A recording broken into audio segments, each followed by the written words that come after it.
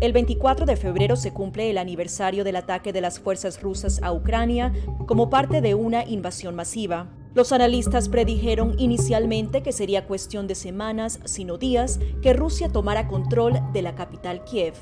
Pocos estaban preparados para la feroz resistencia ucraniana que siguió, y menos aún el presidente ruso Vladimir Putin. El presidente ucraniano Volodymyr Zelensky rechazó rápidamente una oferta del gobierno de Estados Unidos para evacuarlo, diciendo: la lucha está aquí, necesito munición, no que me transporten. Prometió además quedarse en Kiev y declaró la ley marcial. La niebla de la guerra no tardó en instalarse. Más de 1,5 millones de ucranianos se convirtieron en refugiados en los primeros 10 días tras verse obligados a huir del país.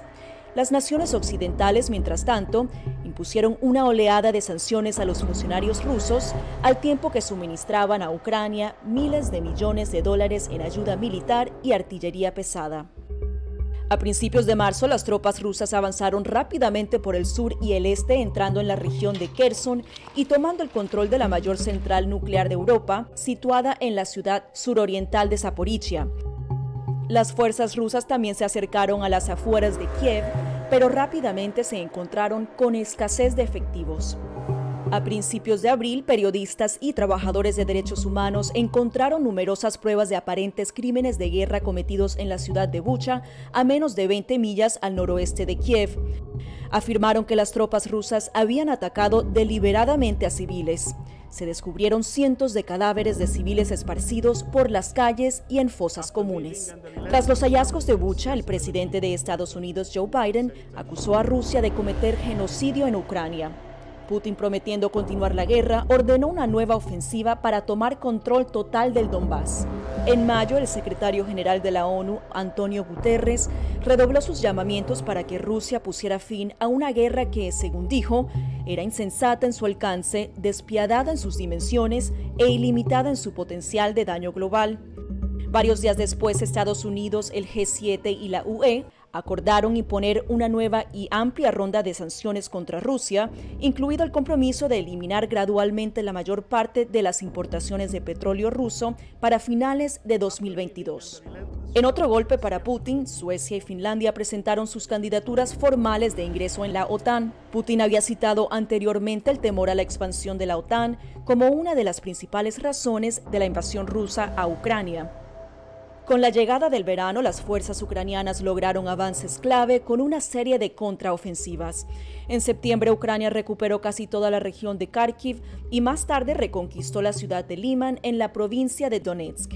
Rusia, por su parte, se anexionó ilegalmente Donetsk, Kherson, Luhansk y Zaporizhia el 30 de septiembre, profundizando significativamente el control ruso en el este tras su anexión en 2014 de toda la península de Crimea y la ocupación de zonas de Lugansk y Donetsk.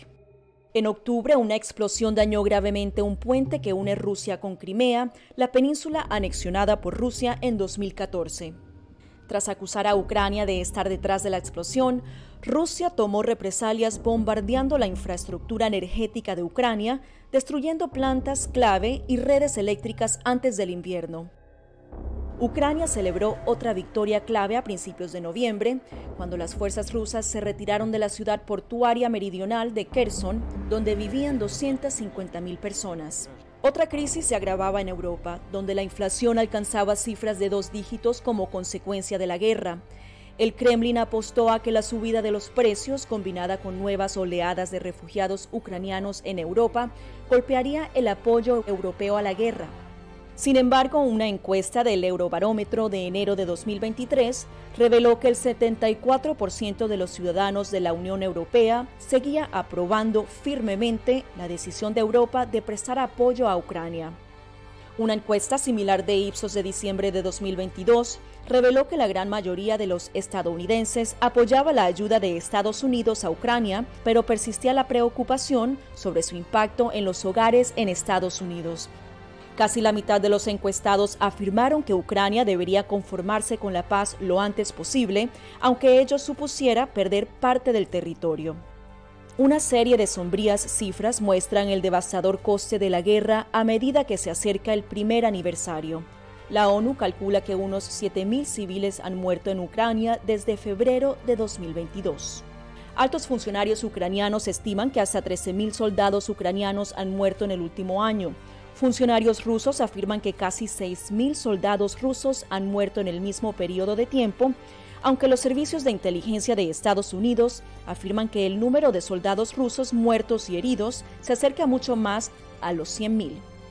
La OCDE estima que la guerra habrá costado a la economía mundial 2,8 billones de dólares en pérdidas de producción a finales del próximo año, y la ONU ha registrado cerca de 8 millones de refugiados ucranianos solo en Europa. Para muchos, los costes humanos y económicos de la guerra pueden parecer extremos, pero los analistas siguen sin saber cómo y cuándo terminará el conflicto, con ambas partes decididas a seguir adelante.